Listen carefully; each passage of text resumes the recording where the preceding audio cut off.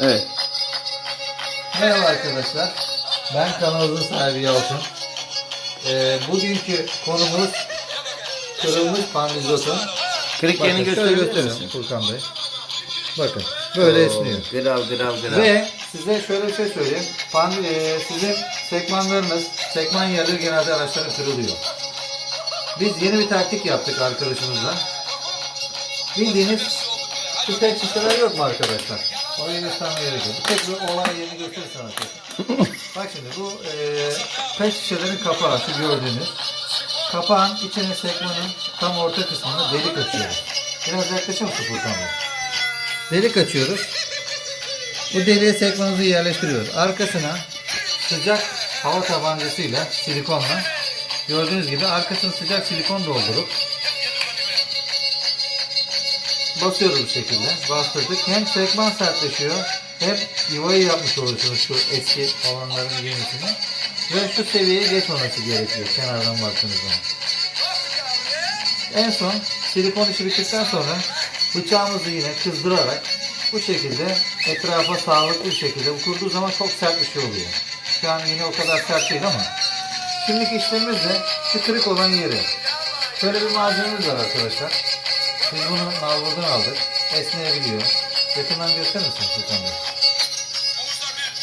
Şöyle kıvırabiliyorsunuz her şekilde. Gözenekleri var. Alüminyum parça olabilir. Şu an alüminyumda benzer yumuşak bir şey. Ben bununla makasla bu şekilde, bakın küçük bir parça. Makasla buraya olabilecek şekilde olabilecek şekilde bir parça kestim. Bu parçayı yapacağız ama şu formu vermemiz lazım. Mesela şu şekilde.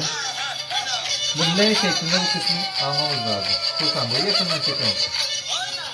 Bakın şu şekilde L şeklinde tam bu bölgeye oturacak şekilde. Hallettik. Şeklini verdik ilk önce bu. Şu dışarı çıkmayacak. Şekli verdikten sonra sıcak silikonumuzla bu malzememizi yakından çeker misin? Üzerine biraz fazladan bir de bu tarafına. Arkadaşlar sıcak silikonu mümkün olduğunca elinizde fazla sıkmayın. Elinize yapıştığı an canınız yanacak. Şimdi kırık olan bölgemiz. Furkan Bey yakından çeker misiniz? Kırık olan bölgemiz bakın. Tam tersi getirdik. Kırık olan bölgemize bastırdık. Ve şöyle bir tam orta kısmından bastırdığımız zaman yakın çeker misin? Bak içinden çıkacak. Şöyle Furkan Bey. Bakın silikonlar gözeneklerden dışarı çıkıyor. İstediğiniz gibi bükebilirsiniz. Bu şekilde.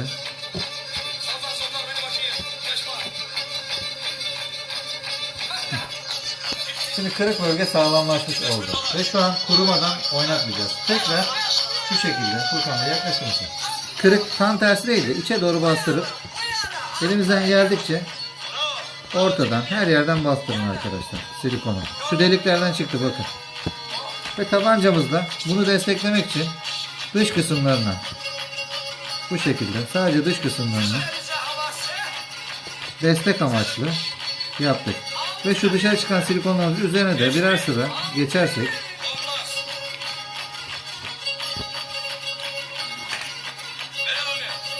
bu şekilde biraz soğusun.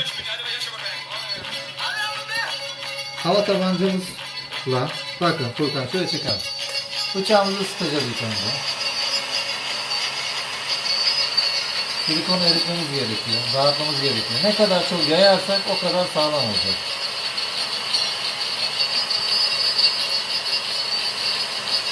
Bakın sıcaklığı 600 derecelik bir makine bu. Sıcaklığı kırmızılı görüyorsunuz. Bıçağımızı ısıttık. Silikonu ısıtmamıza gerek yok. Şimdi şu bölgeden mümkün olduğunca dağıtmaya çalışıyoruz. Ne kadar dağıtırsak desteği o kadar sağlam olur. Kurduğu zaman çünkü sertleşecek. Bakın. Bu şekilde.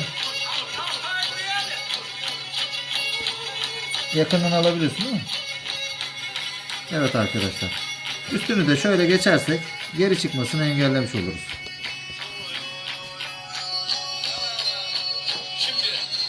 Bakın arkadaşlar. Şimdi arkasını çevirelim. Bakın kırık bölgemiz tam olarak şöyle göstereyim. Tam olarak şurası bakın.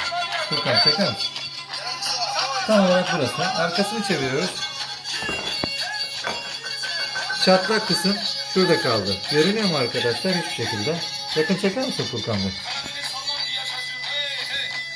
Bunun esnemesini engellemiş olduk. Hiçbir şekilde bir daha kırılma şansı yok bunun. Aynı şekilde yapılan işlemi yakından çekelim Furkan Bey. Bakın kenarlarını destekledik silikonla. Bu tamamen donduğunda şu hali alacak. Diğer onarım yerlerini gösterir misin? Bakın sert. Hiçbir şekilde koparamazsınız bunu. Çıkmaz. Sapasağlam olur. Dediğim gibi bu da yeni yapıldı, taze yapıldı. Klips yeri. Bunu herkes nasıl yaparım diye düşünüyor. Hiçbir şey bulamadığı için her yerden vida atıyorlar. Delik atıyorlar. Pandizotun anasını ağlatıyorlar kısacası. Gerek yok. Böyle bir sistemle bunu çözebilirsiniz. Peki Yalçın Bey. Arkadaşlar beni dinlediğiniz için, sonuna kadar izlediğiniz için teşekkür ediyorum sizlere. Yeni videolarımla inşallah insanların işlerini daha da kolaylaştırmaya çalışacağım.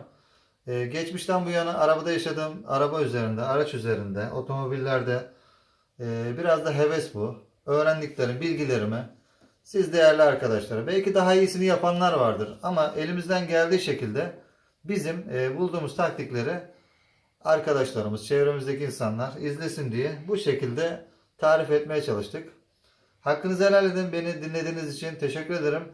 Ayrıca sağ alt butonda abone ol tuşuna abone olarak devamlı videolarımı takip edebilirsiniz, yeni videolarımı. Hayırlı akşamlar diliyorum sizlere. Görüşürüz.